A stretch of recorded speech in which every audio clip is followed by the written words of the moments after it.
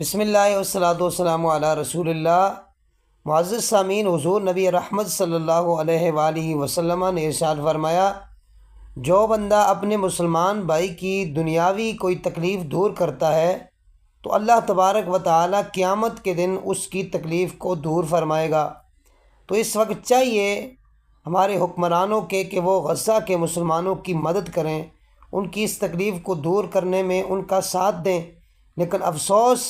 کہ یہ خاموش بیٹھے ہیں، اور اتنے مسلمان ہیں، 57 ممالک ہیں مسلم، لیکن کسی کو یہ ہمت نہیں ہوتی کہ ان کی حمایت کے اندر آواز اٹھایا جائے یا ان کی حمایت کی جائے، ان کی مدد کی جائے۔ حالانکہ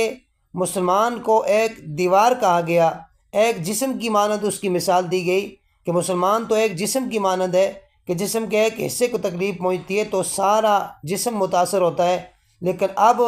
ہمارے اندر وہ چیز ہی نہیں رہی ہے، وہ مسلمانی رہی ہی نہیں ہے، وہ درد اور وہ تکلیف رہا ہی نہیں ہے۔ اگر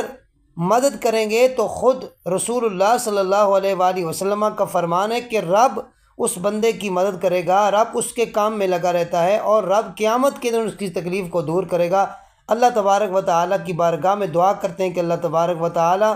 ہم مسلمانوں کو آپس میں اتفاق اور کفار کا مقابلہ کرنے کی توفیق نصیب فرمائے، اور دعا کرتے ہیں کہ اللہ تبارک و تعالیٰ وہ جو غزہ کے فلسطین کے ہمارے مسلمان بھائی ہیں، اللہ تعالیٰ غیب سے ان کی نصرت اور مدد فرمائے۔